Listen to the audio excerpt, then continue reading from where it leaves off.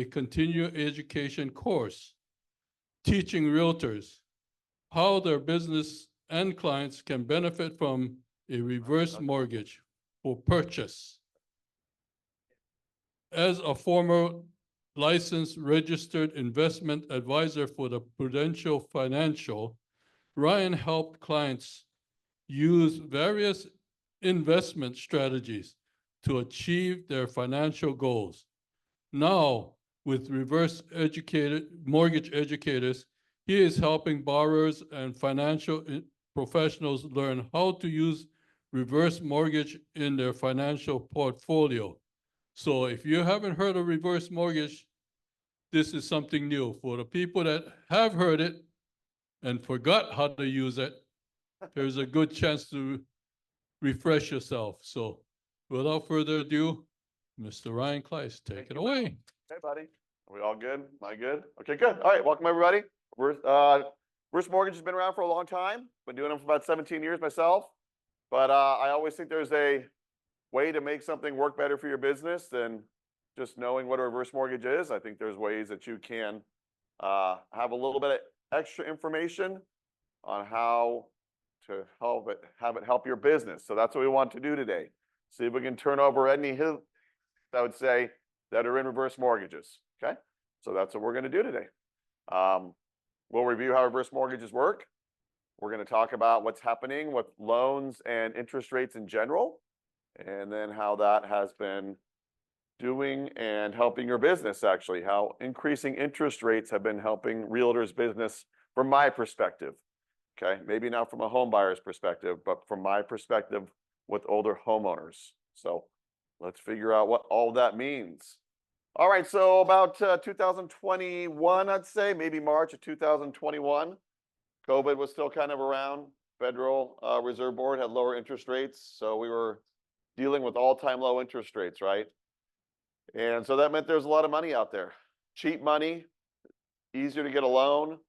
Reverse mortgages, I was doing a lot of reverse mortgages. I was doing a lot of regular loans for older homeowners because it was just easier to get money. It was cheap. Government was trying to get people to spend money. They were worried about the economy. So that was about March of 2021. That's when rates were at all-time lows. Well, what happened is then inflation started picking up. They had to start raising interest rates because then they said, uh-oh, maybe we gave out too much money. Inflation's starting to happen. And so they started picking up interest rates. So what happened in my business with loans, obviously loan volume starts to drop, especially with older homeowners who are on fixed incomes, because getting a loan when interest rates are higher started to get a lot more difficult. And getting reverse mortgages became more difficult for older homeowners because when interest rates start going up, I give out less money on reverse mortgages. So I started having a lot of conversations with people and asking them, what are you going to do if I can't get you a loan to get some cash out of your house? That's what older homeowners need. They need cash flow. They need to help subsidize their Social Security checks. So they go to their house to get equity out. And so as I started coming across more older homeowners that I could not help with financing anymore because rates were higher, I started having conversations with them about selling their homes. So I looked at the National Association of Realtors data, and that was pretty much what I was seeing, that about 60% of the homes that have been sold over the last, really about 4 years now, have been by somebody 58 years and older. That the average age of a home seller was 60 years old. That was pretty interesting to me because I was in my own business seeing how I had a hard time getting cash for people out of their homes and was telling them they may have to sell their homes. And then when I looked at what the Realtor Association said, they said, yeah, most of the homes being sold right now are by older homeowners. So that kind of ties into what we're going to talk about today. So what should a real estate agent know about reverse mortgages? Okay. It's not really an interesting topic per se, if you ask me. Okay. I started doing reverse mortgages not because I thought they were cool or because they're interesting. I thought they're pretty boring myself, but I needed to make a living. So I said, I'll do this reverse mortgage thing. So I started learning about reverse mortgages a long time ago. And what I've learned over the last like 17 years or so, I'd say, is that real estate agents, there's different stuff I think you should know about reverse mortgages than maybe what a television commercial would advertise to a client. Okay, so here's the things that I think are important for you all to know about. Number one, maybe contrary to what a commercial might say that you see on TV, people really don't want reverse mortgages. Okay? People don't dream about these things. They don't say, I can't wait to get a reverse mortgage one day. They don't say, I'm so excited I'm old, I can get a reverse mortgage. I've never heard that before. Never heard that. People get reverse mortgages because they need cash flow. Because they have a home, especially live in California, Southern California specifically. We've had a lot of increase in value. And so people are like, man, I really want to get to that cash. I'm not working. I'm retired. Social Security isn't a whole lot of money. Pension plans, believe me, you think maybe people that have pension plans are getting a lot of money? Nope. We have a lot of our wealth wrapped up in our real estate. And so when you want to get some of it, you say to yourself, how can I get that money? And you see a TV commercial for a reverse mortgage. You have no idea what it is. Could mean that someone's going to steal your house, but you still call me. Because you really need cash flow. So I'm pretty sure right now, if you have any time that an older homeowner is asking you right now about a loan, it's not because they want a loan. That could be a regular home equity line, a cash out refinance, or reverse mortgage. They're not asking about loans because they think they're going to lower their interest rate. Everybody knows they got a low interest rate right now. They're not going to be able to save money by lowering their rate. They're asking about loans because they need cash. And so you got to think about that for a minute. Why do you got to think about that? Because when we go back to what we have here, a lot of people end up selling their homes. And part of that is because it's harder to get loans. So in the reverse mortgage world, when interest rates go up, I lend less money. A lot less money sometimes. Why is that? Why would just interest rates going up mean that I'm going to give somebody less money, especially if their house value is going up, right? Because that's what we had over the last 4 years, right? House values kept going up. Interest rates were going up. So someone's like, yeah, my house is worth $1,000 more than it was 3 years ago, but you're going to give me less money? Why is that? Because of interest rates. Okay? When I give somebody a reverse mortgage, I basically tell them, you don't have to pay me interest right now. You don't got to make a payment to me. Instead of making the payment to me, I will just add the interest onto what you owe me. And then we'll just let that interest keep adding up. And then one day I'll get paid back. So if interest rates are higher, which means I have to add more interest onto how much they owe, that means that I'm now concerned that their balance is going to grow too quickly. And so what do? I say I'm going to lend you less money in the beginning. That way I know I have plenty of equity in your home to absorb your balance going up. So that's what happens with reverse mortgages and interest rates go up. I lend less money, even though your house might be worth more money. Contradiction in terms. Okay, same thing with people going to qualify for a 30-year fix. Maybe they want cash out of their house, right? But I'm on a fixed income, I'm retired, and interest rates have doubled, almost tripled at one point in time. I can't get that loan anymore. I can't qualify for it. So even though I have more equity than I've ever had in my life, thank you, Mel, I can't get a regular loan either. So these are all the things that older homeowners are facing over the last 3 years. Was a severe decline in the amount of money they could get their hands on. And so even though people didn't want to sell their homes, they were selling their homes. They still are. Because rates are starting to go down, but it's not near what it was 3 years ago when we got conditioned to think that it was going to be easy to get money out of homes. Right? Unless you're working, you got a lot of income, it's not. That's a tough thing. So it leads me to my third point. So many clients that started out calling me asking about financing end up hearing from me, I might not be able to help you. Okay? Maybe 3 years ago, 60 or 65% of the people that asked me about a reverse mortgage could get one. Rates were low, loan amounts were high. Nowadays, maybe only 35 to 40%. It completely flipped 180 degrees. Okay? And we're still kind of right there right now. Maybe 40% of the people that ask me about a reverse mortgage can get one right now, but about 60% won't. Until the 60% turn into your home sellers. Average age of a home seller right now, 60 years old. Okay? So those are important things for you to know. The fourth thing I want you all to know is that people that have houses with reverse mortgages, they're going to sell those homes. Now, maybe it's their heirs selling them because they've passed away. Or maybe they're selling them while they're still alive. Well, why would you do that? Why would you ever want to sell a home that you don't have a mortgage payment on? We'll figure that out in a minute. Yeah. But sometimes reverse mortgages are not a long-term solution. Sometimes they are, sometimes they're not. So we got to figure out why people would sell a house with a reverse mortgage, so that way you know. You see a house with a reverse mortgage on it, you can be able to identify maybe that person's going to need to sell that house, although I don't know why. Okay? So we're going to figure that out too. So this is what I think a real estate agent should know. I want to try to figure out how we can squeeze real estate deals out of reverse mortgage talk and from just regular loan talk in general. Okay? Just people asking about money, getting money out of my house. You got to know that that might mean selling the house to get the money out of it. Okay? So let's go through these things that we've talked about here and figure out how it's all going to work for you all. Okay, so let's review reverse mortgage real quick. I don't spend a whole lot of time talking about reverse mortgages because I've been doing them for a long time, and frankly, I get tired of talking about them. Okay? So does my wife. I go home and I talk about reverse mortgages. She's like, gosh, I should have married differently. Tired of hearing about these things. Okay? But we have to review a little bit about them here. So if you think a reverse mortgage is different than a regular loan, it's not. Okay, reverse mortgage is a lot like a regular loan you get. You borrow money. And when you borrow money from somebody, they're going to put a lien on your house. So that way they can get paid back one day. Okay, with the regular loan, you borrow money, they put a lien on your house, you pay it back a little bit each month. And if you keep a loan for 30 years, you've paid it back a little bit for 30 years, 360 payments. And then when you pay them off, they give you a reconveyance and say, I'm taking my lien off your title because you paid me back.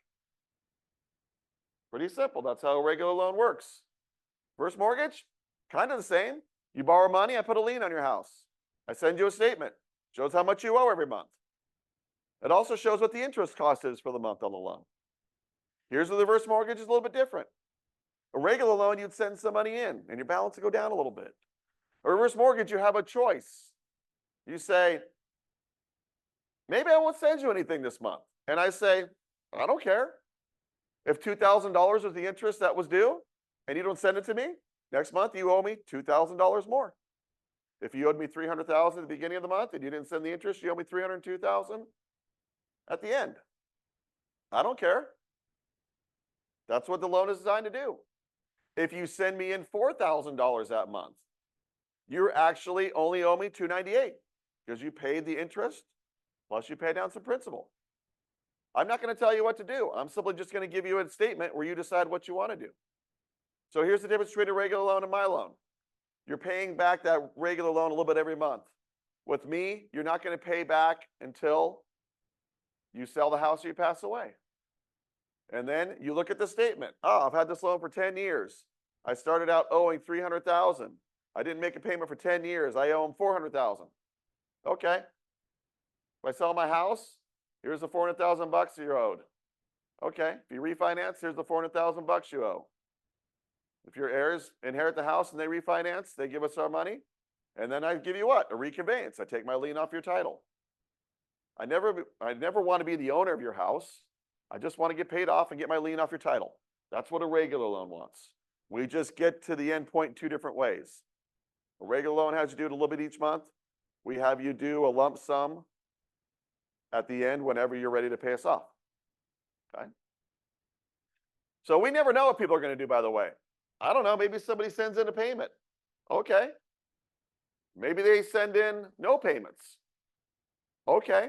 I'm just going to keep track of how much interest is owed. That's all I'm going to do.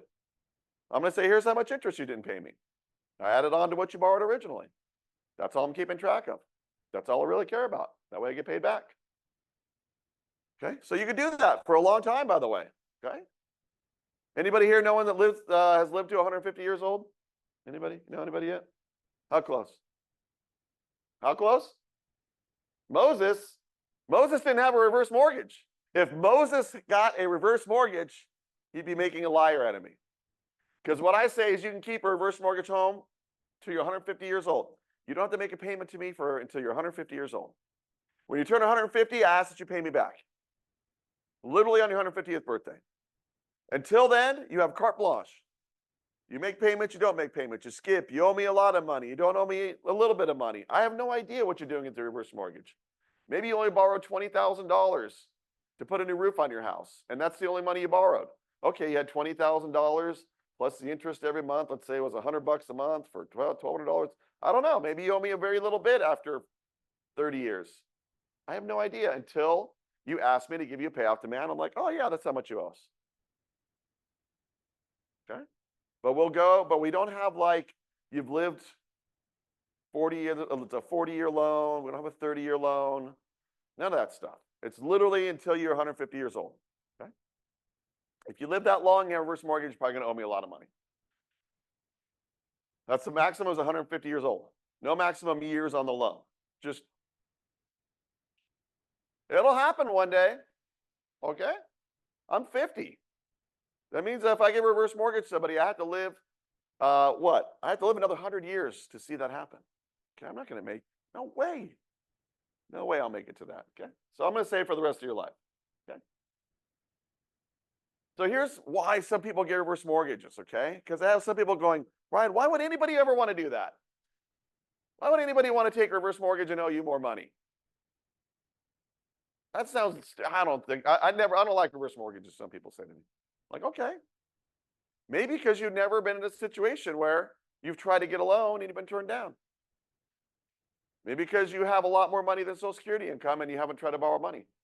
A lot of individuals bought homes a long time ago. They have a ton of equity. They've retired, they don't have a ton of income. They go to get financing, and what does the bank tell them? You don't make enough money.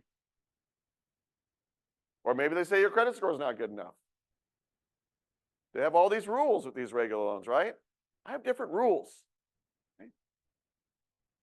When people have lower FICO scores, I'm actually pretty enthusiastic about a loan. When they don't got a lot of income, I'm like, oh, it's a bummer, but let me get you some, I'll get you a loan. Okay, that kind of stuff. Because we qualify totally different than a regular loan. Okay, we're not asking you to meet a certain debt ratio. I'm not asking you to meet a certain credit score. I'm saying, bring me what you got. Let's figure this out. We have a very thick underwriting book because we have all these different ways to figure out how to get people loans when maybe they can't. Okay? So, you know, it's like kind of like art. I'm not even kidding you. It's like who can make the best sculpture? You're probably the best reverse mortgage guy because you figured out how to make a rule twist and you did this and did that. And the underwriter's like, yeah, I'll take that. So we have all kinds of funny scenarios on how to get loans for people, but it's different than regular loans. And that's very helpful. So sometimes people might say, I don't understand why people get reverse mortgages. Like it might be the only loan they could get. Maybe they want to buy a home, but nobody would give them a loan, but I would. Okay. Maybe somebody needed to get cash out of their house. No one would give a loan, but I did. That's why they did a reverse. Maybe they didn't even care about not being able to make a payment. Maybe that's not why they did it. I have people that make a payment on their reverse mortgage every month.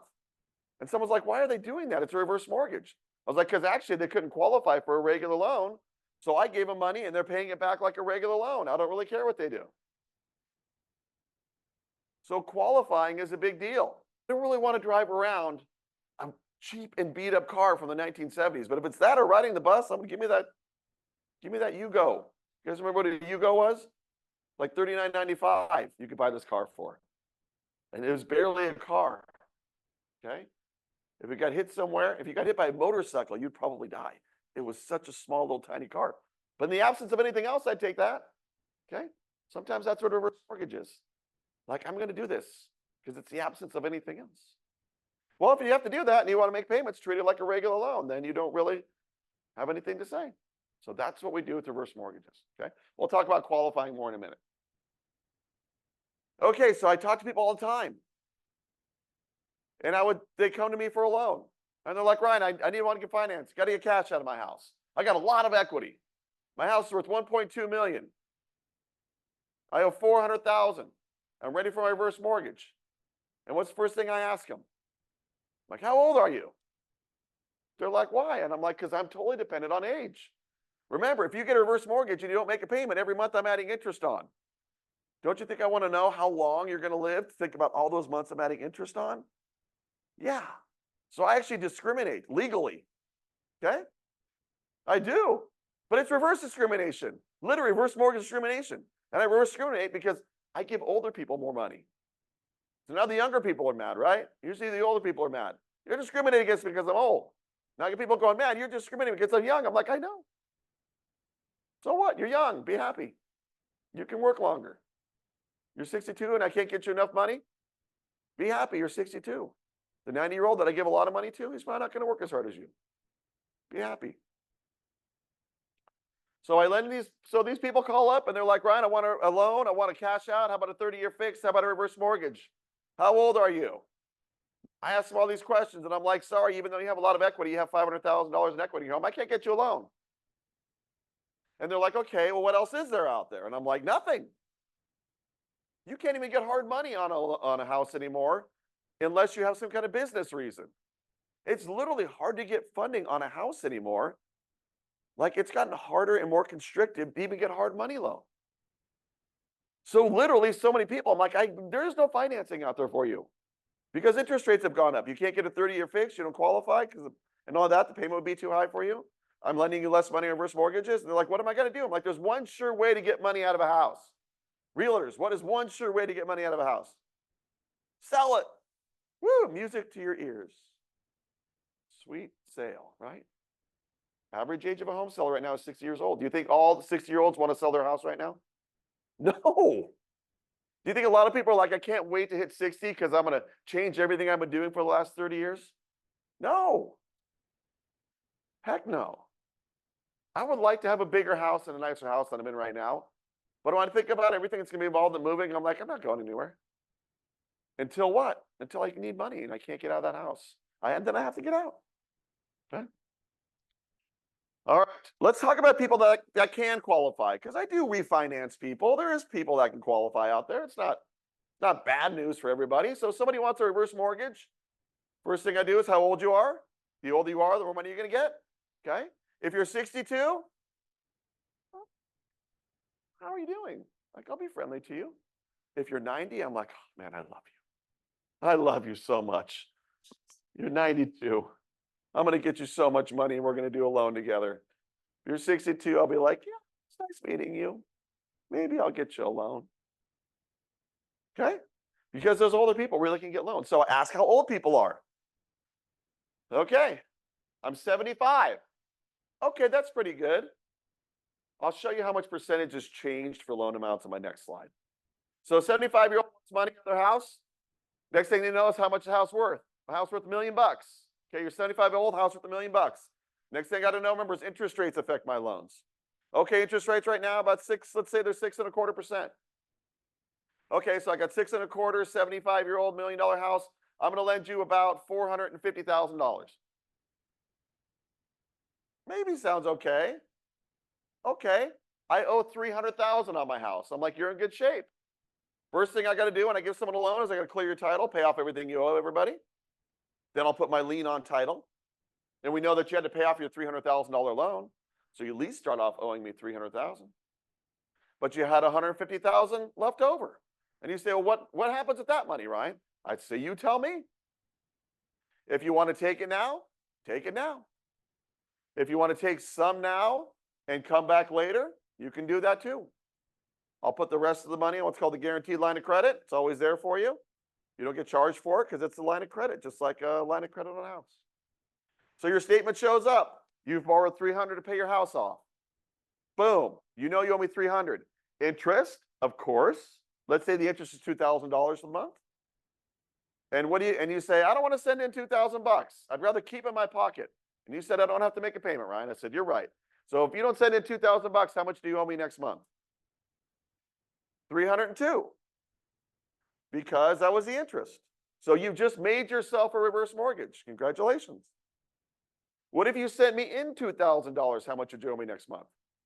$300,000. You didn't have a reverse mortgage for that month because you sent in the interest. What if you sent in $3,000? How much would you owe me next month? $299,000. Pretty simple loan. Meanwhile, on this side of the statement, it says you have $150,000 available. If you don't use it, cool. I'll send you a statement next month. It'll show you have $151,000 available. Why? Because they actually give us a little, the government lets me give you a little growth rate on your unused line of credit. So whatever you don't use, whatever the interest rate is on this side, let's say you're paying 6% interest for the reverse mortgage. And so you owe me $300,000 at 6%. So how much interest do you have added on that month? Well, what's 6% times 300,000? That's $18,000. What's that divided by 12? I don't know. Anybody have a calculator? It's like, I don't know, 1,500 bucks, let's say, okay? So you know that you have 1,500 bucks because you're 6% interest rate, et cetera. It says a 1,500, you don't have to do the math. But if I'm charging you 6% money on the money that you borrowed, the 150,000 available here, I'm going to give you 6%. Okay? What's 6% of 150,000? Was like $99,000 divided by 12. I don't know. Where's my mathematicians at in here? Now let's say it's 150 bucks. Okay, you've actually picked up an extra 150 in your line of credit. Okay, this might be 1,500 bucks. That's why I do loans and not build rockets. I don't know. I can't figure this stuff out on the spot. But the point is, your statement tells you what happens on your reverse mortgage every month. This side, if you don't make a payment, is going up. Your line of credit, if you don't use it, it's going up. If you take $20,000 off your line of credit, you have now 130 available. $20,000 gets added onto what you owe me. You've moved it to the other side. Now you owe 320 plus the interest if you don't make a payment. Make sense?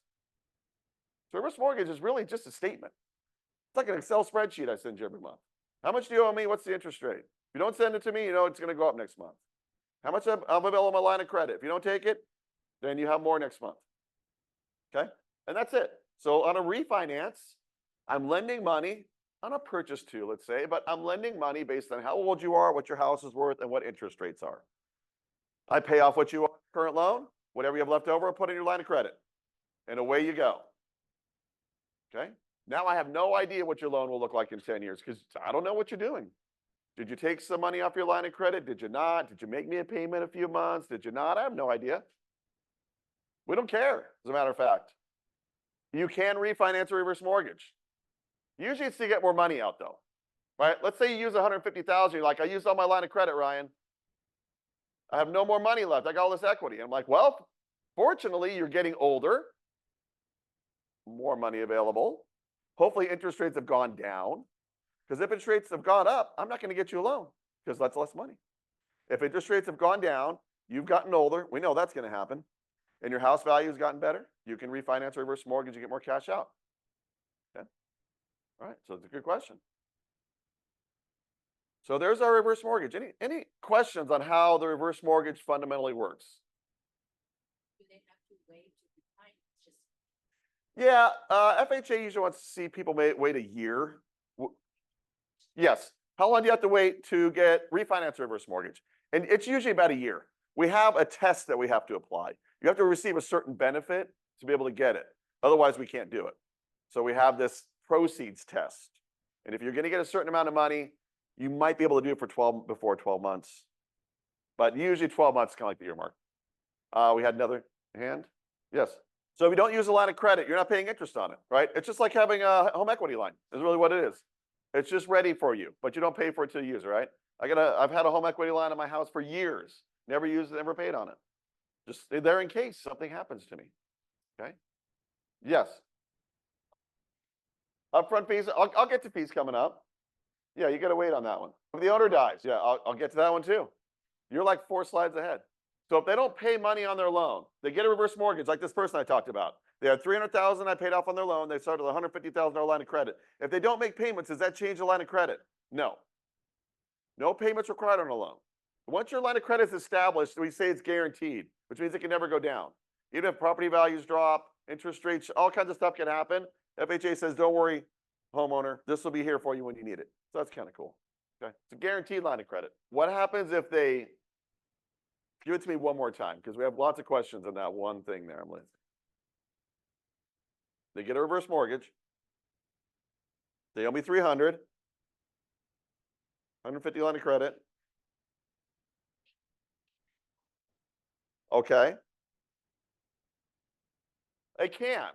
So basically it's saying if you make a payment on a reverse mortgage, can your line of credit increase? And it can. Absolutely. Yes. So not only are you, well, you're not accumulating interest. We're making the line of credit bigger for you to use every month. Okay. But if you're actually making a payment, it can actually now make it bigger on top of that. So you can actually increase your line of credit by making payments on a loan and by the growth rate. Okay, so that can happen. Okay, 1 second. Yes, finish it. So if you get a refinance and you happen to be in a good situation, interest rates are down, you've gotten older, right? And you get a bigger line of credit, you could take it out. Yeah, you're sad. That's what happens. You're sad. You get sad. Your interest rate, your balance gone up and you've used all your line of credit. You're not happy, but you don't have to go anywhere because you still have no monthly mortgage payment, right? You don't get kicked out of the house. We collect it when you die. You sell the house. Literally what happens, you see what he's doing? He's a very smart guy here. He asked his question in a different way to try to get me to answer it. Okay, I like his style. I will get to that question coming up. He rearranged his question for me and he almost got me, okay? I will get to what happens if you live a long time and you owe a lot of money in the house and all those things, right? And then you pass away and your kids and all these things happen to you, right? Yeah. Yeah, life happens, right? Yeah, I'll talk about life in 4 slides. Okay. All right. But I like your style. Okay, any other questions on how the reverse kind of works, the basics of it? No. Okay. All right, good. Okay, this is what happens to me. This is what's happened to me over the last 3 or 4 years, okay? As a loan guy, okay? 2021, about March, rates were super low. I was super happy. I was just giving money out like it's candy. Great. Okay? And then, we're giving out too much money.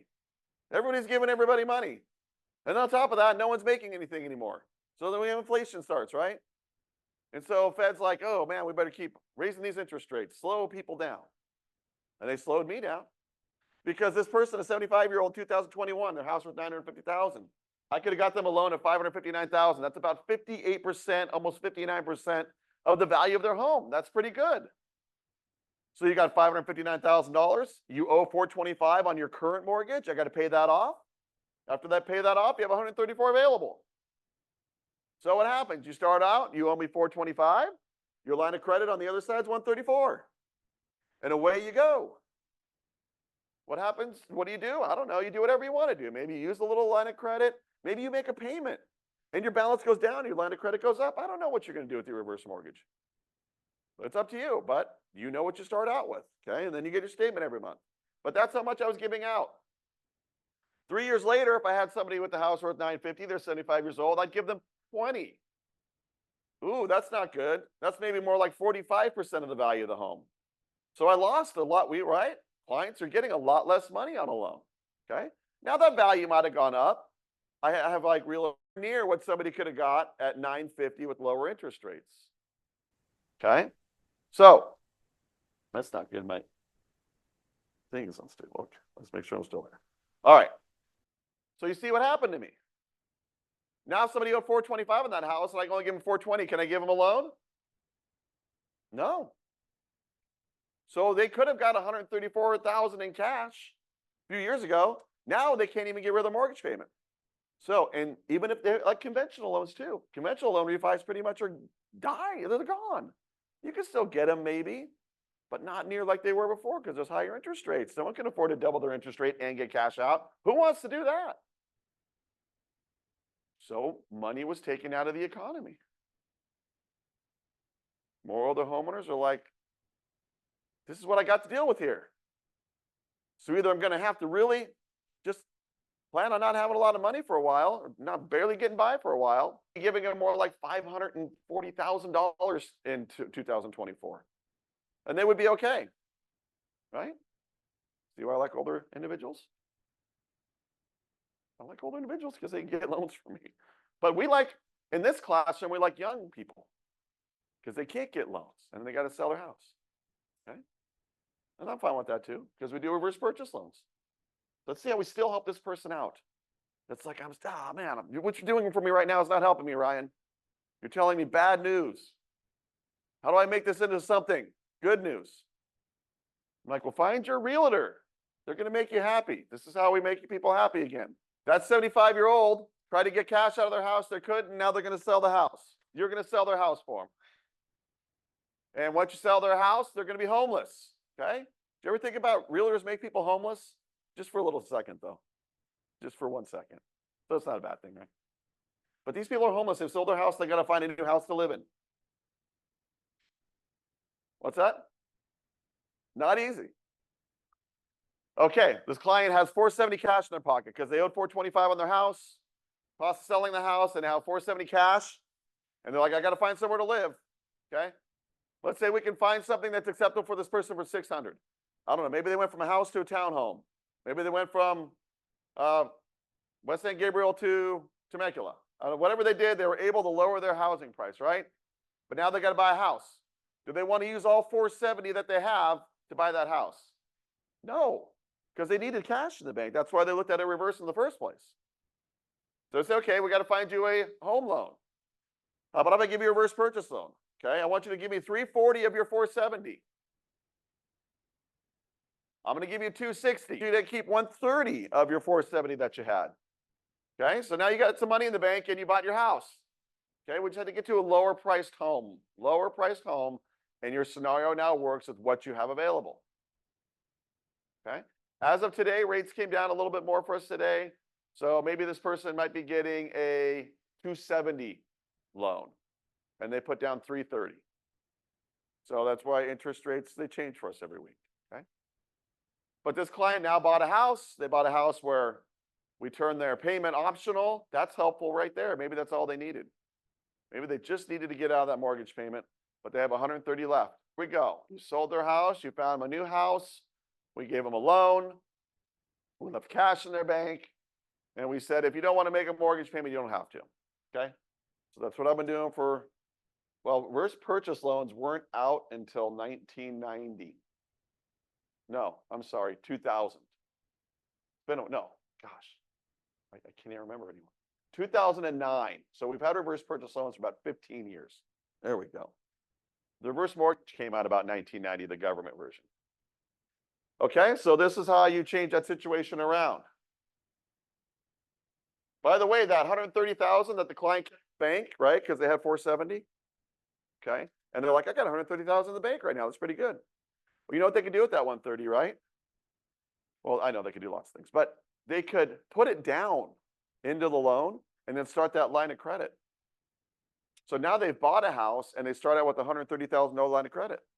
And what does that line of credit do every month? It gets bigger by 6 or 7%, whatever the interest rate is on the loan. So they're actually picking up the ability to borrow more money back from the house than they had when they originally bought the house.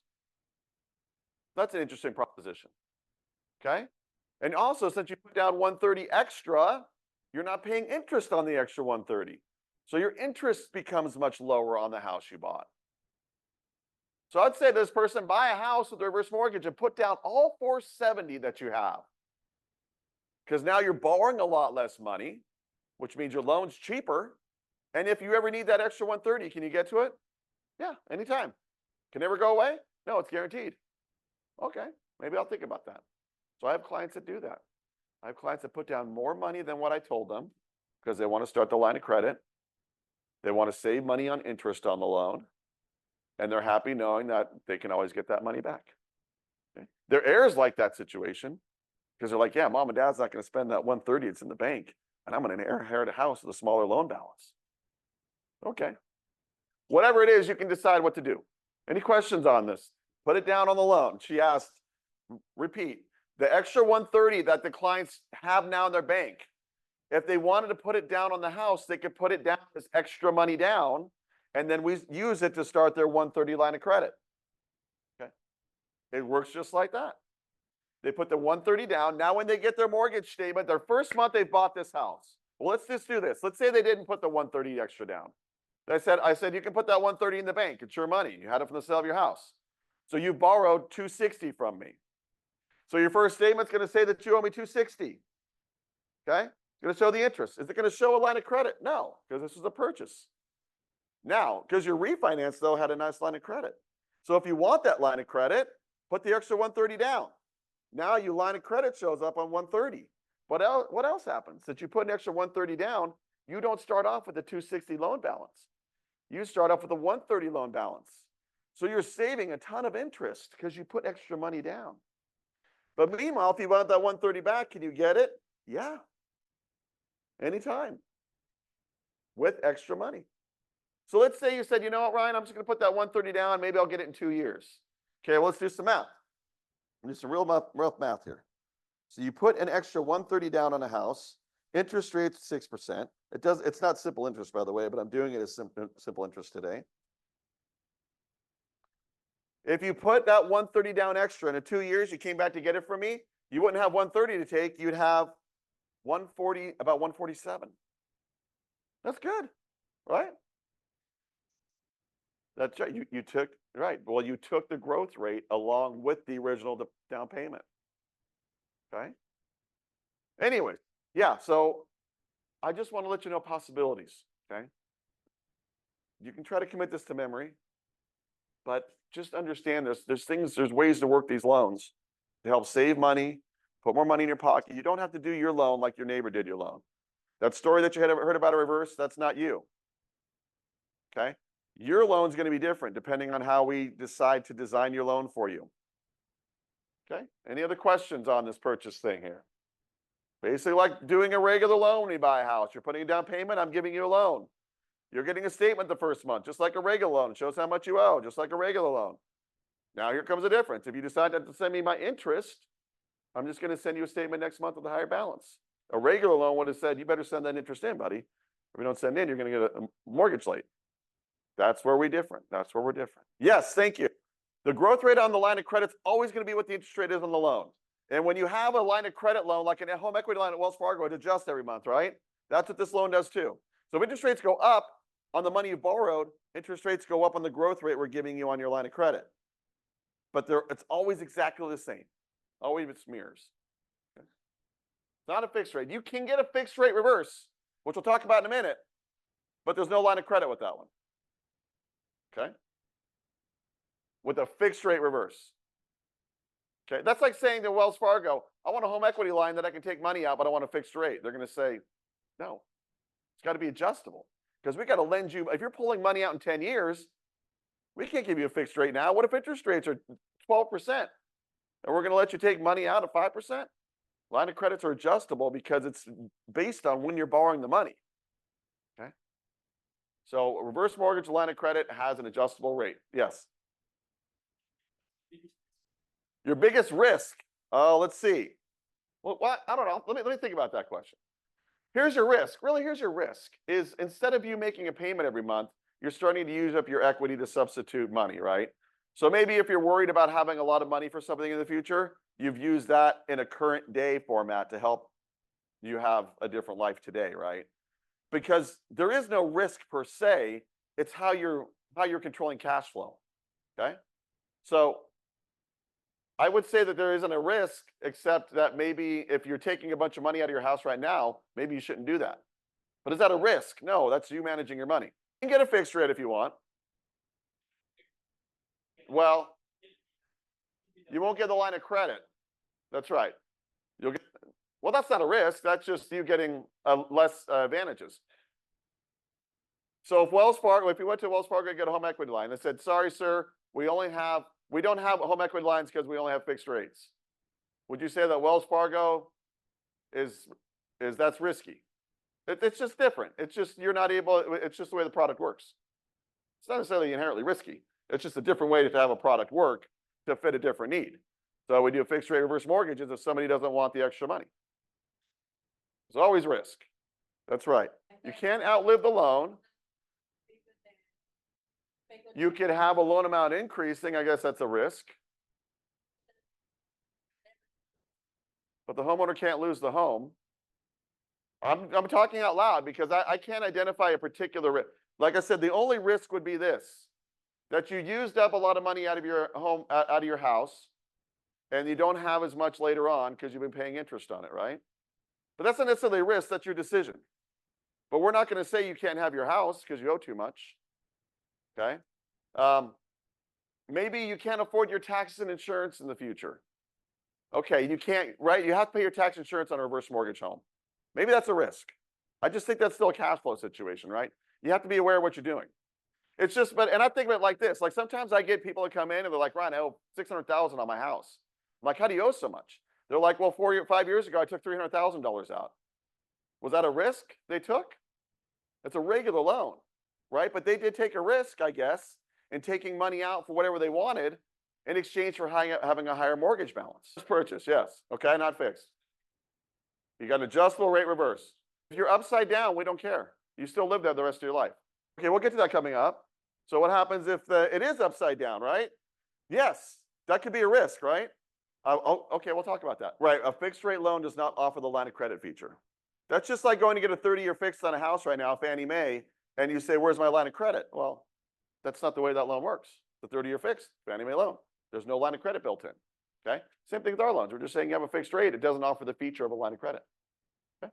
All right, we'll get to your questions coming up, though. I see where you're going now. I see the risks that we're thinking about, right? So we'll get to that in like 3 slides. He's redone the question again. We're almost there, yes. What a beautiful question you've asked me, because we're talking about qualifying on this slide. Timing, okay? She's got her timing down perfectly for me. Here we go. Let's talk about how you get a reverse mortgage. Equity is important. Age is important. Interest rates are important. So remember, when I ask somebody about a reverse mortgage, how old are you? How much is your house worth? What are interest rates? Those are the basics. That's how I at least know we got something to start with. Qualifying, okay? Because if you get a reverse mortgage, you still need to make sure tax insurance get paid on your house. So I'm going to make sure you have enough income to pay tax insurance, okay? So there's one thing. We're going to need a little bit of income for that. If you have a history of not paying your bills, well, now I'm concerned even if you have money, you're not going to pay your tax insurance.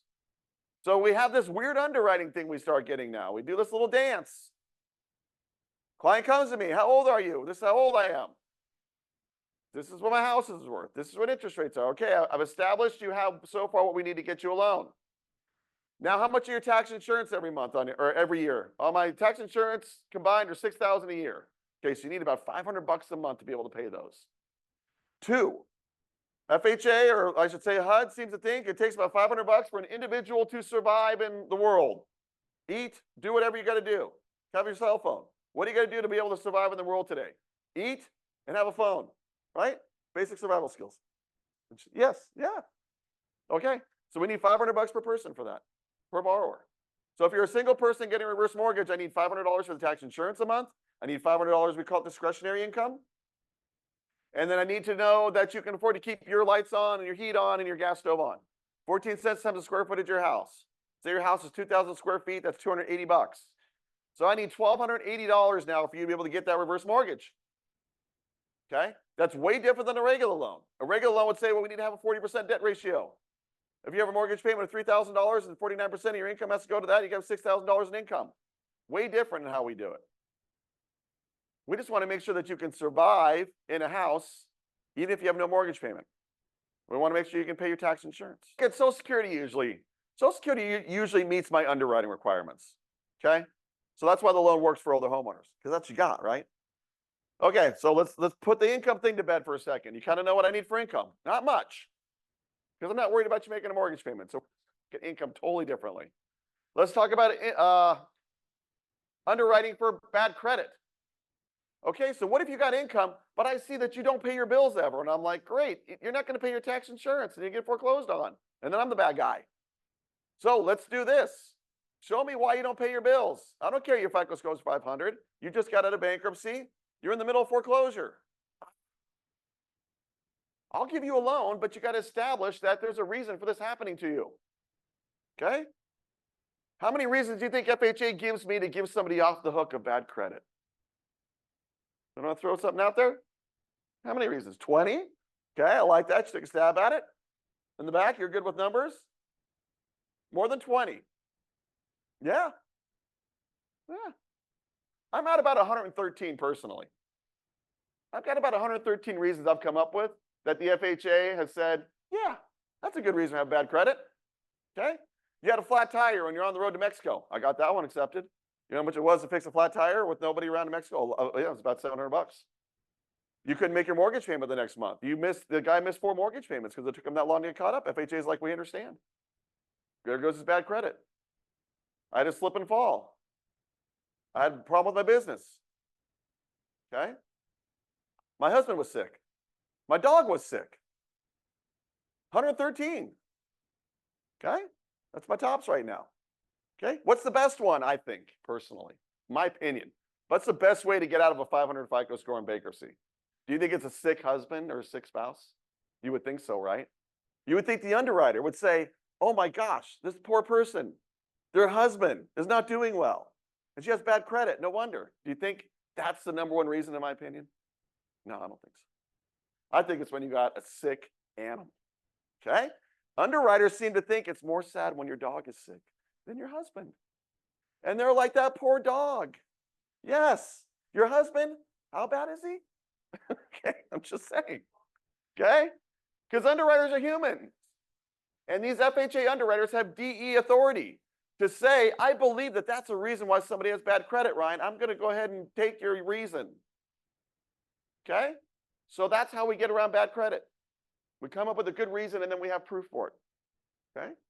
113. What will be 114? It's going to be a doozy. Okay? It's taken a while to get to 113. Okay. Yes. You have a question? Cap? There is a cap on adjustable reverse mortgage. It's 5% over what it started at. So if you take a 6% reverse mortgage, your cap is 11%. 11. There's actually more than one product. You can take a 10 cap. As long as you get the 5 cap, there's more than one product. Yeah, refinance it? Yeah, sure. Okay, so let's talk about what happens if you don't have a good reason for having bad credit, or you don't have that $1,280 in income I said you need because of the square footage of your house and all those other factors. FHA is still going to say, Ryan, we want to give people loans. We really do. We want to help older people. So we'll do this thing called a life expectancy set-aside, which is a fancy word for a reverse mortgage impound account. It means we're going to pay tax and insurance for you. Not necessarily for you. Let me rephrase that. We're going to pay your tax insurance, but what we're going to do is use your equity to do it. Okay? So now we don't even care that you have no reason for your bad credit because we're going to make sure your tax insurance get paid. Okay? Or we don't care that you don't have 1280. Maybe you only got $800 a month in income, but 500 of that income we needed was your tax insurance. Well, if we're paying that, now you only need what? 760 in income or 780 in income.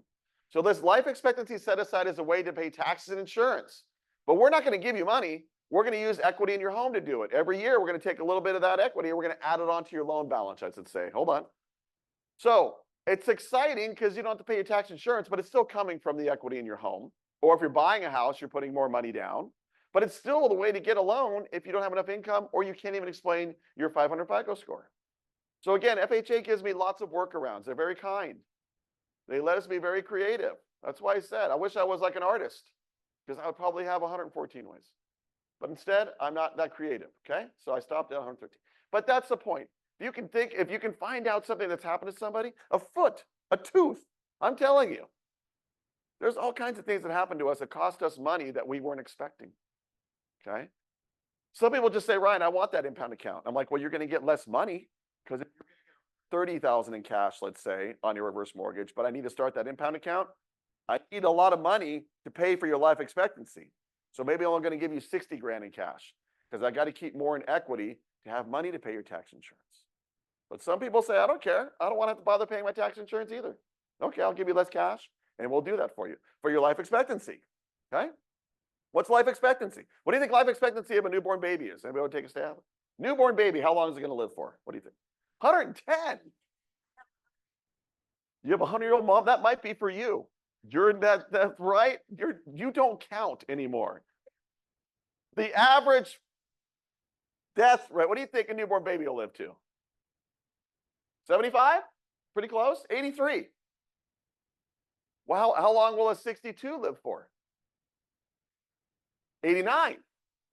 6 more years. The older you get, the longer you get to live. Make sense? Of course it makes sense. Because you've made it past all those things that poor baby had happen to them. Okay? That's right. That's why life expectancy is important. Your rate won't be lower, but how much money I'll give you will be more. Okay? If you're 100 years old, okay, we did a loan for a 103-year-old. What's a 103-year-old life expectancy? 104? Maybe? 105? Well, I'm going to give you a lot of money because there's not a lot of time for you to not make payments. I don't think the housing market's going to crash in 2 years. So I'll give you a lot more money, mostly because you're not going to live very long to have your balance go up where I'm worried about giving you too much money. How do I make money? Like on interest, like every other bank. I'll get your question coming up when we get to that particular slide. We make money just like a regular loan company makes money, based on interest. Like when when Wells Fargo does your loan, how do they make money? Oh, we'll get to when both parties die. Okay. He's another 4 times. He's good though. I'm going to get your question answered, I promise. We're almost there. Okay, what else did you get a reverse mortgage other than to make it through my underwriting stuff? You have to take counseling, which means we have to make sure you understand how the loan works. So we're going to send you to a counseling agency. You do it over the phone. It's nonprofit. They want to make sure you're competent, and they want to make sure you understand how the loan works. And then they give you a certificate. And when I get that certificate, I can start doing your loan for you. Okay? Takes about 40 minutes on the phone. I can't do a reverse mortgage unless you've been counseled by a third-party nonprofit agency. Okay? I'm trying to keep the industry, semi-honest here, that we are giving people loans to people who can understand how they work. Okay? All right. So the idea here is not to be reverse mortgage underwriters, although I spend some time on it. I give you this number 7 days a week, realtors only. You guys can call this line. Why? Because if you have somebody out there that's asking you questions, I want you to get answers quickly. Okay? So if you got somebody talking to you about loans at 7 o'clock on Sunday, and they got a question on reverse mortgage, call it up. And generally, we will answer 7 days a week. Somebody, a loan officer that knows what they're talking about. Okay? That way you can get questions answered for people if you have a question yourself. Okay, let's talk quick about why older people get these loans. Sorry about my typo. I haven't fixed that in 6 months. Maybe I will one day. Anyways, we get these reverse mortgages because we're just tight on cash. Average American, retired, 30 grand or less in income. Okay? But we have all this equity in our home. So we're like, yeah, I want to get to some of that equity. I'm living on 29 grand a year. I got 700,000 in equity. I don't like that. I don't blame somebody. So they start going through the things. They start calling to see if they can get loans. They start trying to figure out, how can I get to that equity? Second, HELOC, reverse, cash out. None of those work, I'll sell. But that's the idea. So we're really substituting, we're subsidizing our not so great income. Okay, lots of equity in homes. That's why we go to the homes. 12 trillion in equity. 65 and older homeowners have 12 trillion in equity. A lot of equity. Okay, so finally we get what happens in the future. This should knock off probably most of the questions, okay? So let's talk about what happens. You've had your reverse mortgage. Let's say that you pass away and you owed 600 on your reverse mortgage, your house worth 950. This is very simple. It's like a regular loan. Heirs, what do you want to do? We want to keep the house. Okay, well, you inherited the house. It's your house, but we're a lien on title. You're going to pay us off. Get your own loan. You can't take over your parents' reverse mortgage. Go get your own loan. Sometimes I have an older person that's inheriting a house and they do a reverse mortgage to pay off their parents' reverse mortgage. Whatever they want to do, it doesn't matter to us. We just have, here's how much they owed us. 600 in this case. So refinance and get a 600. Here's what happens, in my opinion, like over 90% of the time. Heirs want to sell the house. Okay. Real estate agents list the house. We're owed 600,000. Whatever they get after all the stuff's paid off, it's theirs. Again, we're just a lien on title. So that's pretty much almost the same as a regular loan right there. Not too much difference. Okay. We're just simply getting paid back where we're owed, so that way we can take our lien off title. Okay. Heirs can get up to 12 months to do this without having to make a payment. But they don't get it automatically. Okay. So heirs mess up a lot of times, or people mess up and they cause hard time for their heirs to get to speak to the reverse mortgage company. So I'll talk about that coming up, because that's what you all need to be aware of, is where does it go wrong for these heirs? Okay, I'll talk about that in just a second. What about if we have a house upside down, sir, right? This is one of your questions. So this guy has lived in his house, or this gal has lived in their house for a long time. They owe $750 on the house. I'm sorry, they owe $750 on the loan, and the house is worth $700. This is upside down. Remember, as long as they're not 150 years old, I'm never going to say, you have to pay me off because your house is upside down. I'm never going to say, you got to make a payment. I'm never going to say, hey, you're upside down by this much. It's too much. I'll never say those things. That's the deal that we make in the beginning. We hope I have our math right. If whatever our math is, we got to wait till 150 or wait for you to sell the house or order a payoff demand, basically. So in this case, let's say the person's passed away. The house is upside down, clearly, by 50 grand, okay? And the heirs are like, what are we going to do? Okay? So most of the reverse mortgages out there are what we call a home equity conversion mortgage, which means it's an FHA insured reverse mortgage. What does the FHA call their reverse mortgage? They don't call it a reverse mortgage, they call it a HECM. A home equity conversion mortgage. If you want to know what somebody has on their house, pull a deed of trust. If it says home equity conversion mortgage across that thing, you know you have a government insured reverse mortgage. If that's the kind they have, which by the way is the majority of them that are out there right now, and the house is upside down, this is what FHA will say. They will say, kids, your parents owed us more than what the house is worth, but since this was an FHA insured reverse mortgage, we're going to help you out. The banks owed $750, the house is worth $700. You just refinance or figure out a way to pay us off at $665, and we're going to write a check to the lender for $85,000 to remove the upside down portion and give you a 5% equity kicker on top. So the heirs should never have to worry about inheriting an upside down home as long as it's a government insured reverse mortgage, because FHA is going to pay the upside down portion and give them a little extra cash. Okay, so that's what they do. So now they're not inheriting a house that's upside down, really, and there's no deficiency judgments, there's no recourse, there's none of that. Okay, I get your question answered on that one? Satisfactory? FHA is the only one that makes that deal when it's upside down. Okay, you're welcome. Okay, what if the heirs don't do anything? What if their parents pass away and they don't call the lender, right? How does the lender know when the parents have passed away? Okay, so we have this thing. It's called a master death list. Okay, do you think you want to be on that? No, it means you're not with us anymore. But we get access to this master death list. For you intriguing realtors are like, I want that list. I want to know when people pass away. I'm going to go knock on the door. Can't get it.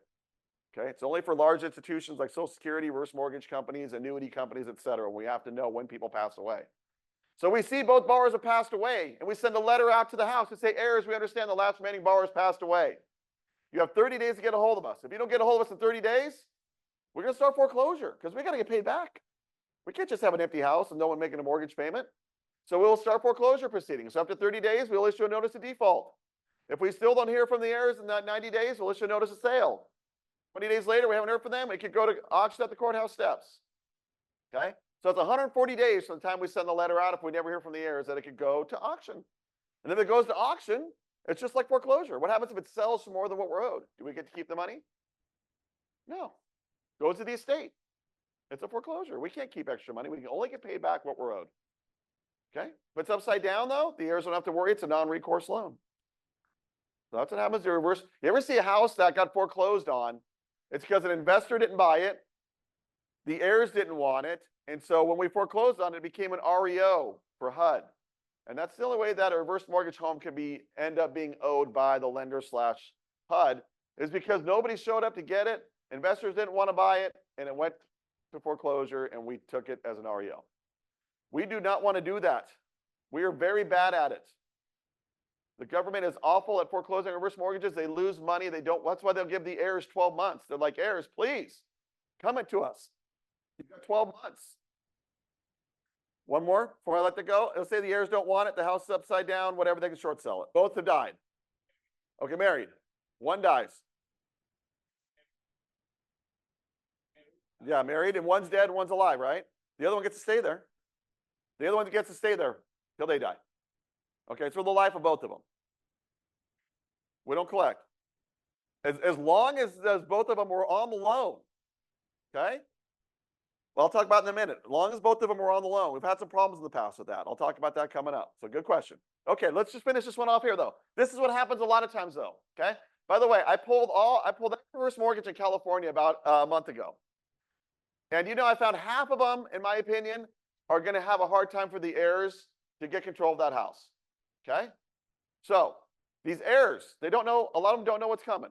Parents pass away and they just think I'm going to call the reverse mortgage company and tell them what I want to do. Not so easy. Because we can't just talk to anybody that calls us up and says, yeah, those are my parents, this is my house now. We'll get in trouble. Seniors are a protected class, which means we have to be very careful about information we give to anybody. So we are very careful, and we give the heirs a hard time. This is where you all can help out and get a listing, by the way. Okay? Whenever you see a house that has a reverse mortgage on it, you got to know who the people are, find a way to get to know them. I have software I'll give you logins for at the end of class today. You can find every reverse mortgage in your neighborhood, in the California for that matter. You can see just by how title's held, if those heirs are going to have a hard time. And this is your opportunity to say, hey, borrowers and heirs, have you done everything that the servicer needs you to do to make sure the heirs will be able to talk to the servicer when you pass away? Yeah, I don't know, maybe not. Well, these heirs are really tough to deal with. Let's make sure your heirs are ready to inherit this house. Okay, you need like 10 minutes of their time. I will help you with this. We will do an audit of their reverse mortgage. And a good chance we're going to find a problem that their heirs are going to have. We want to solve that problem before they pass away, and especially because the heirs are going to call you when the parents pass away. You've inserted yourself into their lives to be the real estate agent. Okay, and then we'll use you because we'll explain to them just how much trouble they were about to be in. Because we give these heirs a hard time. Why? Like I talked about, we can't give information. Well, what if they, how about this? Someone might say, Ryan, my parents put the house in a trust. I am the trustee and the beneficiary. So I have no problems. Thank you very much, Ryan. And I will say to them what? When did your parents put the house in a trust? I don't know, a couple years ago. When they do the reverse mortgage, like 5 years ago? Really? Sounds like you might have a problem. Your parents put the house in a trust without us knowing, and we don't like that. Oh, Ryan, my parents put me on title. Did you tell us when you didn't know? We don't like that. We could foreclose on you right now, as a matter of fact. Because when you signed your loan document, you said you will not change title without us knowing. So people go around and start changing the title around. And then the parents pass away and they want us to talk to them like they did everything right. And we will not. We give them a hard time. Some of them think they need to go get an attorney. They don't necessarily. Because then the attorney will call up and they won't talk to the attorney.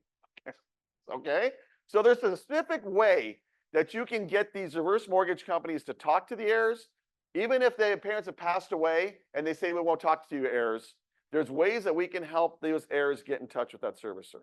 And we need to do this because the clock is ticking. 30 days is what they give them up front unless they have their paperwork in order. So now the heir is sweating. My parent just passed away. My just lost my mom. And now this reverse mortgage company is sweating me in 30 days they're going to start foreclosing. Problems all over the place, okay? I can help you find these houses with problems, especially if they're in your own neighborhood. But in the meantime, if you ever run across somebody who has a reverse mortgage, you got to say, man, have you done an audit to make sure that your heirs can get the house easily? Oh, yeah. Oh, what'd you do? We got a trust. That might not be good enough. Oh, my kid's on title. Really? When did they go on title? You may have caused a problem you don't know, even though you might have done it by the letter of the law. The letter of what your parents signed in the reverse mortgage note can supersede what that law says, right? So this is why you all need to make sure you communicate with these older people. Yes. Yeah. Okay. So, because why? Well, we can't tell somebody they can't inherit a house. We can't do that. But what can we do? Not give them a payoff demand. So they can't pay us off. So we're a cloud on title. So we find a different way to be a pain. And then you can try to do everything you can to get that payoff demand. But we have what your parents signed right here. So good luck. Okay, so that's why we got to know the rules. Servicers can be very workable. You've got to know how to approach it, how to contact them, what to say to them to get these heirs to be able to get what they need. What if it's not in a trust and they pass away? Yeah, right. That's like Pandora's box, right? Did they put themselves on title? How did they do it? With a quitclaim deed? How are you going to sell the house? Title companies would be like you put your parents on there when they're incompetent, like problems, right? So even if they have no trust and they're the only ones on title, you know you're going to probate, right? And that's a problem with the reverse mortgage home because we're not going to talk to anybody. And we'll start foreclosure. How long does it take to get a probate done? 3, 4 months? How quick can we sell a home? 140 days. It's a race. The race is on. Will you get through your probate before we foreclose? Okay, there's ways you can try to help slow that down. Okay, because that's what we want to do. We don't want to foreclose, but we need to know what's happening is happening in the right order. So how do you do that? How do you communicate with us when we want you to communicate with us, but we won't let you communicate with us? Okay, there's ways to do that stuff. So that's why you all just got to find the people and then let us help you figure out how to do that. Okay, so that's the whole thing with inheriting houses. Yes, we want you to inherit the house. No, we don't want you to worry about inheriting an upside down home. Yes, we want you to do all these things. But we have to be very careful how we do it. Otherwise, we get sued when we talk to the wrong person. Okay? All right. Okay, quick couple things. We don't want your home. We don't own your home. We're just a lien on title. We're going to get paid off one day. That's it. Even if the house is upside down, we're not going to collect even the full amount that's due. because you could get that 95% rule, and the heirs can get the house without paying us off completely. Heirs, you don't have to lose appreciation, but you have to get a hold of us. You got to make sure you have your paperwork in order. Otherwise, you're just going to be faced with hardship, and we're going to give you a hard time. Will you eventually get what you want? Yes. But would it be nice just to be able to have a nice phone call in the beginning and us say, thank you, you have all your paperwork in order. What would you like to do? We'll give you up to a year. How can we help you? Instead of, oh, we can't help you. Have a good day. Okay? So that's the difference between you helping them and them getting no help. I can't go into the paperwork right now because I'm just going over on time. But if you guys want to stay after, I'll go through the cadence of getting control of a reverse mortgage home when you're an heir. Okay, I can do that for you. Okay. All right. So yes, heirs, you can inherit the home. We want you to inherit the home. We don't want to foreclose on it. Your house ends up underwater. Can you still live there, my friend? Yes, you can. Okay. Because we're just going to say that was the deal we made. Till you turn 150, I really can't call and bother you. Unless these things happen. You don't pay your tax insurance. You don't occupy the house as your primary residence. And I'm mad at you. Okay. So I send out something once a year. I say, sign this and send it back that says you live here. That's it. That's all you got to do for me. Pretty easy. Do you think that gets messed up? Of course it does. People don't check their mail. They think it's a solicitation. They go on vacation. It gets thrown away. And then they're in foreclosure. I get a call from somebody like, Ryan, you said I could live here the rest of my life. I'm like, you can. Well, they're foreclosing on me. Have you called them? No, I'm afraid to call them. Okay, don't be afraid. Servicer, why are you foreclosing on this person? Well, because they didn't send us the occupancy cert. Oh, they're right here next to me. Here. Yes, I'm here. Okay, we're good. Done. Okay. You only got to be in the house for 1 day out of the year to meet your occupancy requirement. Okay. 1 day a year. That's it. So go live life and come back 1 day a year. If you haven't filled out your form, call and tell me you're there. Pretty simple. Can you rent out rooms? Of course you can. Can you rent the entire house out? No, you're not owner occupied anymore. Can you live in one room and rent 2 rooms out? Sure. Can you have an ADU? Of course you can. Because you're still owner occupied. Just don't leave completely and don't come back for a year. Okay. Then I'm mad. Pay your tax insurance and homeowners association dues. If you have a life expectancy set aside, do you have to pay your tax insurance anymore? No. But we'll never pay your HOA for you. So always got to make sure that HOA is paid, even if you have an impound account with us, better known as the life expectancy set aside. Okay. All right. And keeping the house, the condition was when you got it. Okay. I don't know what you're doing to your house, by the way, because I don't go look at it. It has to be, there's got to be something crazy going on for us to figure out there's something wrong with your house. And then we will come out to see. Oh yeah, somehow we heard your windows are all broken. You better get those things fixed. That's a health and safety issue. When I gave you the loan, you had windows. Put them back. Okay. Don't build some kind of huge, don't mansionize your house and do something that's not allowed by the county, because now you've just created a problem for us. You've done something to your house that it wasn't like when I lend you the money. Can you do addition? Sure. Make sure it's a proper addition that gives value to the house, that you didn't do something crazy. Come with me again? Yes. When you sell and buy a house, you use the FHA loan? Most of the time, I'll talk about non-FHA loans on the next slide. Okay. But most of the time you're using an FHA insured reverse. Okay. And you'll see why that is in a second. So this is why you can get foreclosed on. Don't do these things, you won't get foreclosed on. You stay there until you're 150. These are pretty easy rules to keep going. Okay. I usually find if somebody gets foreclosed on a reverse, so I used to get people say, Ryan, someone told me reverse mortgages have a very high foreclosure rate. Why are you foreclosing on old people, man? I'm like, I'm not. They passed away and their heirs didn't call us, so we had to put it in foreclosure. Okay. It's usually not because we're foreclosing on the person still alive. If it is, it's because they can fix one of these things and they can still fix these things pretty easily. Okay. Okay. Remember, I lend money based on age, value, and interest rates. How are you going to know what a risk mortgage is? You want me to give you a chart today? No, I can't do that. The chart will change next Tuesday. I do have an app. Unfortunately, unless you have the app on your phone right now, you got to wait a couple weeks for the new one to come out. But what does that app do? It allows you to figure out how much somebody can borrow on a reverse mortgage. And I update it every Tuesday because it changes every Tuesday. So you can't memorize or know off the top of your head. Nobody does. I don't know even today. But I have an app, and you'll get a new one in a few weeks. If you got an older phone, you can download the app. But if you got a newer phone, then the app has to be updated. But anyways, you put the age of the borrowers and the value of the house. It'll tell you how much you can borrow. If we have an FHA insured reverse mortgage, you have to have one person over 62. Okay? So as long as you have one person 62, I don't care how young a younger person is. But I'm going to lend money based on the youngest age. Okay? Here's a quiz for you. If you guys are gonna get married tomorrow, would you want to marry an older person or a younger person? Older. Yes, that's right. So you don't hurt your chances of getting a reverse mortgage from me. If you're not married, you all got to be over 62. So I don't care who you do a reverse mortgage on. We could all do a reverse mortgage. I don't even know that there's a limit to the number of borrowers that can be on a reverse mortgage, to be frank. No one's ever answered that question for me. As far as I know, we could all together be on one reverse mortgage. And as everyone, I hope I'm the last one living though, right? That way I get to live in the house by myself finally. But we all had to be over 62 because we're not going to marry all each other, right? I don't think you can marry that many people at once, okay? All right, so that's how we work for ages. FHA says as soon as your house is worth about more than 1.14 million, we don't care. FHA says we're not going to give you a bigger loan amount because you have a real expensive home. If your neighbor's house worth 2 million and yours is worth 1.149 and you guys are the same age, you guys are getting the same exact loan amount. And so you're like, that's not fair. My house worth 10 million bucks. This is a pile of junk, 1.14 million. And you're giving the same loan amount as me? I was like, yeah, because FHA doesn't care that you have a really expensive home. They only want to insure so much. So that's how they stop from getting gargantuan reverse mortgages up front. They say, do something else. So we have a non-FHA reverse mortgage that says, yeah, your house for 10 million bucks, we're going to lend you a lot more money than FHA would because we don't have those limitations. An FHA insured reverse mortgage interest rates on the fixed are about, they're coming down. I bet you they said they're probably going to be about 6.75%. About over the next few weeks. They're going to be about 6.75% for fixed rate reverse mortgage. Right now, a little higher, but I believe they're going to come down. Your adjustable rate reverse mortgage is about 6.25%, 6.5%.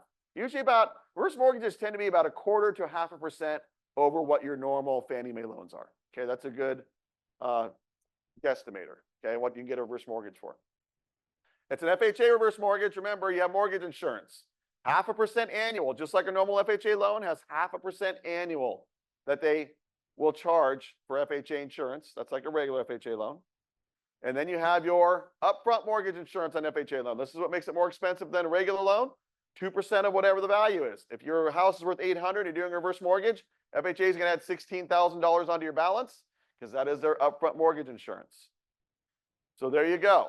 That's a downside of an FHA reverse mortgage, I guess you could say, is that it's more expensive than a regular loan. The non-FHA reverse mortgages, let's talk about those. Those don't have mortgage insurance. You'd say, I'll just do one of those. I'm smarter than that. Just give me that loan without mortgage insurance. Hold on a second. Rate is higher on that one because it's a non-FHA loan. So you're talking rates probably in the 8s on a non-FHA reverse mortgage. So now you're like, yeah, I can get a 6.5 plus a 0.5% mortgage insurance at 7 versus the 8. The upfront mortgage insurance, okay, it might be better that I take the FHA loan because over a longer period of time, it'll pencil better. Okay, but those are the two. You have an FHA and a non-FHA reverse mortgage. You have fixed and adjustable. Why do people take an adjustable, right? That would just seem crazy. I would agree. What do I have on my house? A 30-year fixed. But what reverse mortgages do I do? Mostly 80 to 90% of reverse mortgages are adjustable. So why? Why would that be? Okay, more risky a little bit, but not necessarily to you being thrown out of the house or anything like that. Because number one, if you have an FHA insured reverse mortgage and you have an adjustable rate and the rates go up, are you forced to make a payment on the loan? No. So you just have more interest being added on when rates are higher. You have less interest being added on when rates are lower. So you're floating around. FHA insured reverse mortgages that are adjustable have that line of credit feature. And that line of credit feature, by the way, will typically get you more money than a fixed rate loan. So now we start to see why people do more adjustable rate reverses than fixed. Because a lot of times it provides you more money. You have a tool to use that money. And ultimately, even if rates are going around, you don't have to worry about something happening because even if rates went to the maximum, you're still there to 150. Yes, your balance is going to go up more. Yes, your heir is going to be like, rates have been high. My parents owed more in the reverse. But your parents got to stay there. Maybe you're lucky and rates are coming back down. And so you're like, hey, I'm glad you took that adjustable rate reverse mortgage, Mom. That fixed rate was 7%. You took a 6.5 reverse and it stayed lower. So that's the science to the reverse mortgage adjustable versus fixed. A fixed gives you a fixed amount of money and says, here, you're done. Don't ask us for anything more. You get no line of credit. And we're going to make you take all of that up front, which may be a reason why somebody would not own a fixed rate loan. Because what if you didn't know anything on it? What if you didn't know on your house? You had owed, let's say you owed 100,000 on your house. And I said, you're approved for 500,000. No, let's be more realistic, 400,000. You say, okay. I want the fixed rate. I'd say, okay, I'm paying off your 100 and I'm going to give you 200 cash on top of that. And you're like, well, I don't need 200 right now. Sorry, it's a fixed rate loan. So I'm borrowing money that I don't want yet. And you're going to charge me interest. What if I take the adjustable? Oh, well, just borrow the 100,000 and then leave. You actually get more. Leave the 300 on the line of credit.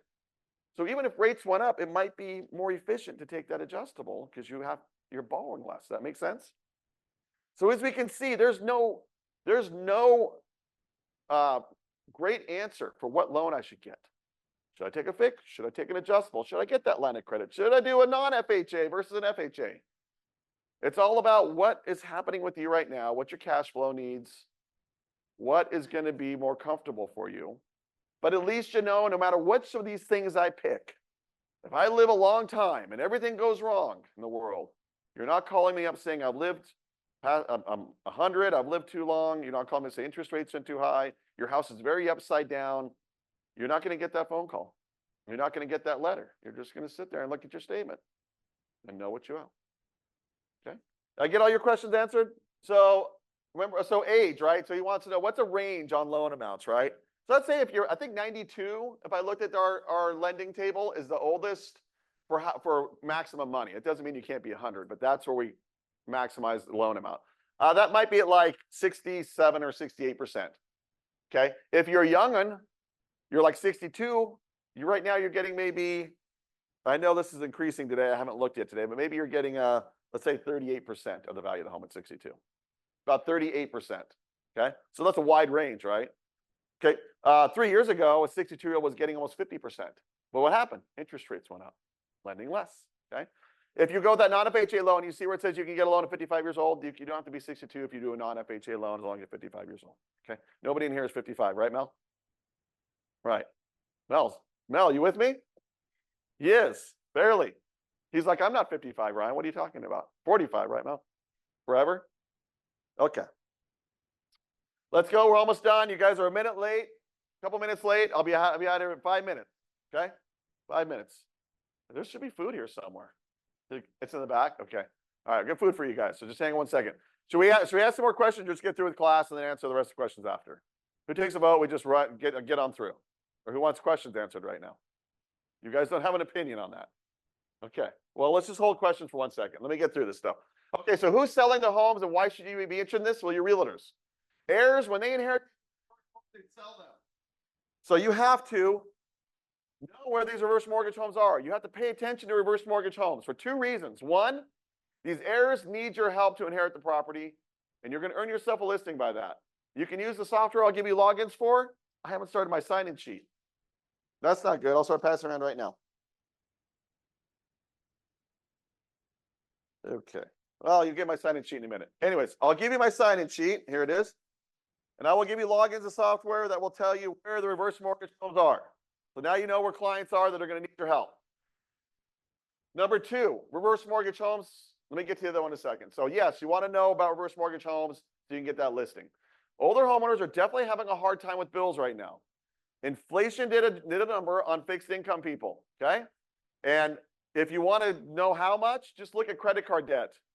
Older seniors are holding more credit card debt than they have in years. Why? Because they're using that to absorb inflation. It's not that their Social Security is great. It's that they're now borrowing money from credit card debt and everything else to cover that. Okay? So what are you going to expect? Senior debt is going up on credit cards, bankruptcies, seniors higher possibly, because how they can get rid of that debt. Okay? So our older homeowners are having a hard time with bills. Okay? And when it gets to the point where they have too many and they can't get caught up, they become home sellers. Let's talk about reverse mortgages. People that have reverse mortgages right now. Not only do we need to know them because we want to get a listing when they pass away, but people use up their money on reverse mortgages. You have a line of credit of $134,000 and I give that to you when you're 70 and you live to 90. You think you could spend $134,000 in 20 years? You could spend it in 2 years. Okay, and then they just have a house with no mortgage payment. So they're like, I have so much equity, but I've used my reverse mortgage money. Even though I have no mortgage payment, I need more money. And they call me to go refinance. And I'm like, I can't get you a refinance. Rates are too high.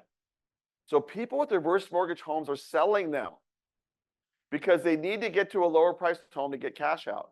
So don't think just because someone's got a reverse mortgage, they're doing great. Okay? You have to ask them, hey, how's that going? You got plenty of money? Okay. I have ways to help you out find these people, by the way. Okay? I have a database of stuff on my website, letters, newsletters. And what are these things designed for? They don't talk about, I don't know, how to baste a turkey for Thanksgiving. No, that's not what they're about. So you can use the software, number one, to find like older homeowners that are what, like in tax default. Use the software to find a reverse mortgage homeowner in tax default. You have somebody there that's having a hard time. They don't even have a mortgage payment, but they can't afford to keep their taxes up. That person is probably primed and might need to sell their home. I wrote a letter for you guys. Pull it right out of my database. It talks about you have a reverse mortgage home, but you have a tax default. You're in danger of losing your house. Use my letter. The letter is designed to get them to ask you how you can get help. I have a letter in there about you can use the software to find those homes that have no trust. Guess what, heirs? You might not inherit that house too easily. So I have a letter that says, hey, heirs, even though your parents have a reverse mortgage, and you might have a hard time inheriting that house. So use that letter, use the software, so that way you know in your area who's that person, okay? So there's lots of stuff inside this software, and I wrote letters to match the data that I have you pull. And inside the software, you can make it geographic. That's what I always do when I do the software, because this is what I actually do back in my office in my home. I pull up the database, I find people in trouble, and then I just give you the letters I write, but I go see those people, or I give them the letter, or the newsletters. I wrote 3 newsletters you can give to people. You put your name on all these things, by the way. You put your name right on them. So you become the author of these newsletters that talk about capital gains, talk about what if I'm in foreclosure and I'm older, talk about tax default, talk about buying a house with no income, talk about should I sell my house to an all-cash buyer. Like, these letters are good for people that are tight on cash, and the software will tell you who these people are. So you can have some fun in your farm with these things, because this is what I do for fun in my farm. I'm looking for people that want loans. You're all looking for people that want to sell. I can only give 40% of the people I meet a reverse mortgage. 60% are sales candidates. So when I go out knocking, I have a smaller chance than you do, maybe actually getting a deal, but it's still fun to do. So you can do all that stuff. I have videos to show you how to do all this, by the way. You don't have to figure this stuff out on your own. On my website, I do this stuff in like really short videos, like 7 minutes. I know that's not short like for all you TikTok people out there, but I can't do it in 1 minute. But in 7 minutes, I show you how to log into the software, pull something out, make the letter, and go out and give it to somebody, okay? I show you how to use all kinds of stuff on my website, so that way you can just have some fun with it, okay? Spend 10 minutes on it, literally.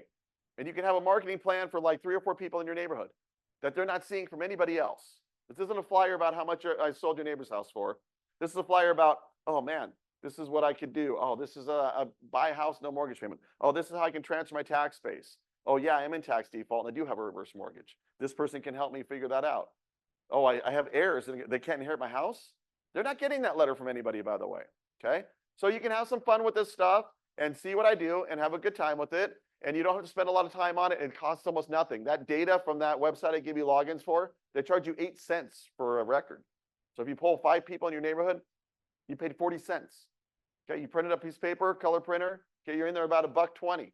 Okay, and maybe you can find some prospects that you can continue to market to. Okay, so that's kind of stuff I like to do, have fun. So this is me. That's my cell phone. So you can get a hold of me on my cell phone, 714-609-6. You can text me anytime. You can call 888-242-5959. Like I said, that's a 7-day-a-week phone number. So if you can't get a hold of me, call that number, and somebody will find me or they'll answer your question. Okay, that's it. That's where some of our hidden listings are in reverse mortgages, you all. Thank you for coming. Food's in there. If you have questions, I'm happy to answer them for you. Thank you guys for coming. I appreciate it. Thank you for all your questions. We got any questions here? Yes, you're welcome. You already asked it. Now I think we have a question here. One more.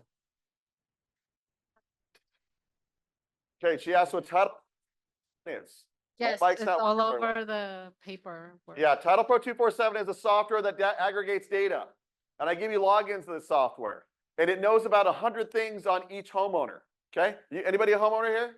Okay, hopefully all you guys are. Do you know that I know 100 things about you? Isn't that fun? I'll just go in that software. And it tells me all kinds of things about you. How much money you make? Do you have kids? How's your house title? When did you buy your house? What is your interest rate on your loan? Do you have literally, I don't think that software has 100 points of data, but they do. So what that software does is give us the data that can relate most to what a real estate agent would want to know. So that way we can turn it into dollars, hopefully, in listings. Yes. So you say it's this is the website that we can find all the information? So it's two websites. You'll get an email from me, by the way. Oh, okay. One email would be for the logins for the Title Pro website. That's where the data is. And one login for my website where all my information is, the Reverse Educators. And that's where all my videos are. Okay, So and you use then them hand in hand. I also tried this Rev for Per. Rev for Per, yes. Can't find it. Okay, your phone is new right now. So Rev for Per is where you go to download our app to calculate loan amounts. And we had to redo the software this year. It's probably about another couple weeks out, and then you can download it, and that's what will calculate loan amounts for you. Because every time you come across somebody that's talking about a reverse mortgage, you don't have to go get a whole reverse person like me to be like, are they going to be able to borrow? You can know right away what their situation is, okay? And so that's helpful. I believe we had somebody on Zoom that wanted to ask a question. Okay, what is our question? Oh, Oh. okay. We're recorded, so there you go. Okay. Okay, your last chance. Last chance for questions. We can eat. I'm not going anywhere right away.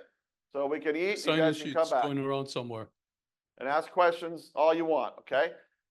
Everything that I have a ton of stuff on my website that's resourceful for you. It's all stuff over the last 17 years I have figured out has something to do with what a homeowner, an older homeowner might be asking or needing. And a lot of times that question that they ask will lead you somewhere. So I want to get you in front of them with the right information. Yes. Now, so what the minimum age to start a reverse mortgage? 55 and up. I'm not clear. Yes. Okay. All right. So I had two questions going once. I think I got both of them. She was just asking about access to the website, which, by the way, for you people that are Zoom, you're not here to fill out with your email. If you want access to the software on the website, I would say you could probably email me, Ryan@reversemortgageeducators.com for your logins. Okay. Or you could call the 888-242-5959 and tell the people that answer the phone, I went to a class where Ryan was at, I want to get logins, and they'll set you up. The other question was on age. So what's minimum ages? So if you want an FHA insured reverse mortgage, you got to have one person 62. I don't care how young the spouse is. Okay. You're both 62 or older. It doesn't have to be that way anymore. It used to be that way. Now I'll take a young person, but remember, the younger person is going to do what? They're going to drop your loan value, your loan amount. Okay. So you got to kick younger people to the curb. Okay. We don't want younger people anymore. We want older people, more money. Jumbo loan or non-FHA. That, by the way, there is no standardized name for the non-FHA reverse. Some people call it a jumbo, non-FHA, homestead. There's all kinds of names for it. Just other than an FHA, a non-FHA reverse mortgage, you have to be at least 55 years and older. But you can't have a younger spouse on that one under 55. You both have to be 55 or older. Okay, did that get the question?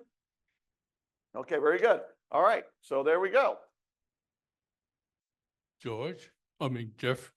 I'm just trying to recall the proposition for the older people and the basis original of the loan proposition 65 or 69? It's proposition 19 now. 1919. Yeah. What is the impact of that if you're going to use that one for the reverse loan? Yeah. Okay, so yes, I'll get that question. Someone had a question about the proper cadence too, to make sure someone can inherit the house easily. So I'll get that one too. So for Prop 19, we don't get involved. It's the same as anybody else, right? So if you're gonna sell a house and buy a house using reverse, you can use Prop 19, same as you would a regular loan. Okay, so we don't get involved with that. You get to transfer the tax base anywhere in California now, right? Same rules. Okay. The cadence for making sure your heirs can inherit the house. If you're gonna do reverse mortgage, you should do the trust when you do the reverse, or have a trust ready. That way we'll put the house in the trust and your heirs don't have any problems, unless they change the trust later, okay? All we know is the trust that we have on file. So do that to make sure that a house is owned by the trust, and so that you have less chances of messing up for your heirs later on. What if you want to put your house in a trust after you have a reverse, and you're like, how do I do that? Because you guys don't like that. Call the servicer. Say, I'm going to put my house in a trust. This is probably what they're going to tell you. Go get your trust done. Send it to us. We will say, okay, and then go put the house in the trust. So you can still do it, but the servicer just wants to know that the trust has a couple of protections in there for all the homeowners. Like nobody can throw you out. Like they want to make sure the trust is protecting what the loan does, that you can decide to stay in the house, right? So that's why we want to know about the trust.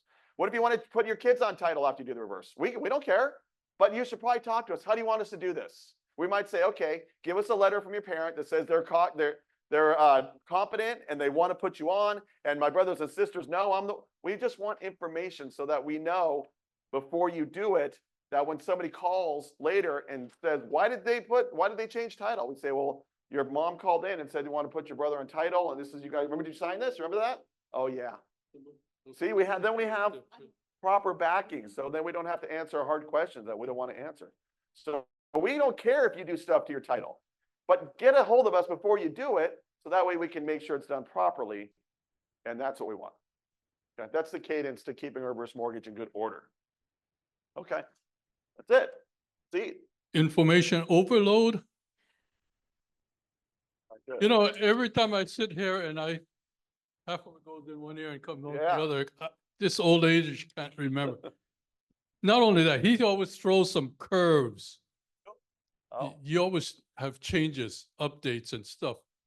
And sometimes I heard it and I don't remember it. And the next time, oh, what was this new thing? But Ryan, okay. you always do a I did fabulous it. I job. delivered. I get a Yep. certificate. I guess if it's spelled correctly. Was spelled correctly? Thank you, Ryan. Thanks, Mel. All right. Nice. Thanks, buddy. All right, Mel. Okay, everybody, let's eat. Lunchtime. Let's get out. Come back and see me again. Because like Mel says, I do change up information to try to keep it current. And it's worth. That should be helpful to you right there. And my website always has updates. And you'll get on a drip from me. I don't email you a lot. But when there's changes, maybe you can email me from once a month. Terrible. But it's usually because it's something that's important. Okay, so you guys will stay in contact with me that way. Thank you for coming, everybody.